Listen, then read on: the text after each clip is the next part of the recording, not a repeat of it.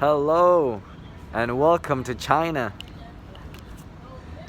Now I am in China. It's crazy thing to see. I don't think I can turn the camera. Here it is. That's the hotel that I'm staying at. Uh, it's pretty bizarre experience. So I had to refocus on my things. I kind of worked a little bit, not much. The reason I'm in China is because my parents kept pressuring me to get a job, and I was looking desperately for a job. And while I was doing that, I found this this thing. It was like you want to teach English in China, and I thought it was I thought it was fake, but I tried it out, and it turns out it's real because then they send me what do you call this? This thing, a video, questionnaire. Can't remember, one of those things. And so I did it, and then I passed it, and then they sent me an email that says you passed it, and here's a contract. And I signed it and everything, and it moved so fast from there. I just couldn't believe that I actually got the job to be here in China. And now I am in training, learning how to teach. It's gonna be children from like 7 years old, even 3 years old, maybe all the way to the maximum of 12. I'm not so sure yet until I do it. But because this is a blog, and it's kind of weird though how it ended over there in the US, and now I'm in China. In the first blog I was in Germany. That's kind of amazing now that I think about it. But well, you gotta wear these masks because it gets polluted. Not today, but I just bought it right now, so I wanted to use it. And I'm a bit sick.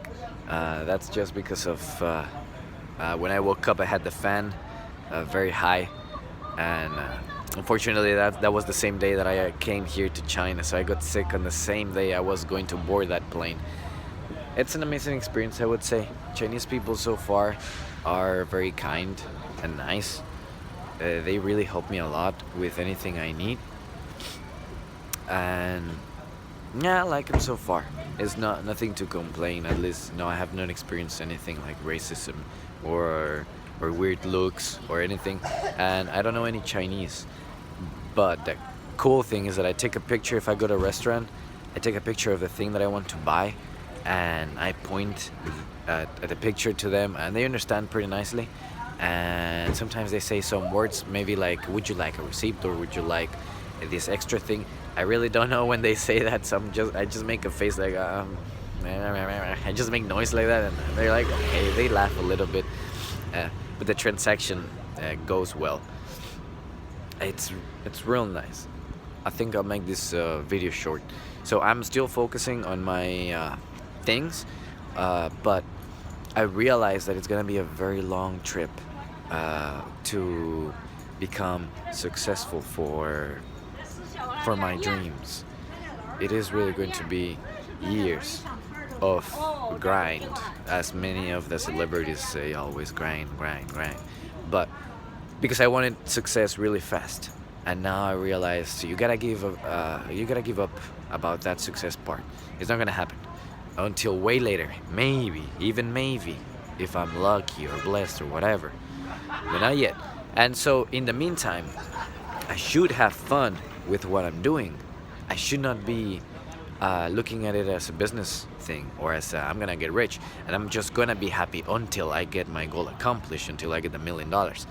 No, instead, I have to remind myself that I must do it for the fun of it, for the trip. And it's the same, that same principle I applied here at the training when we were faking to be teachers already, teaching to kids, but the kids were adults. They were my classmates, and it was very I was shy to be myself. That happens. Everybody was shy too, and so I didn't really give my 100%, and it was painful too. I was afraid of getting up and doing the presentation. I had to do so many, maybe like 10 presentations. Almost on the last 2 presentations, I realized this is not the life I want to be here living, because I'm in this job for 1 year. It's in my contract. I cannot quit, and if I'm already feeling this afraid, I can't do this job for 1 year. I'll want to quit in less than a month. So I can't be like this. So I started thinking, um, I have to do something different. What I did was I thought and remembered that I'm just teaching to kids. I don't have to be serious. I can have fun with the lesson. I can make it my own in some way. And that's what I did.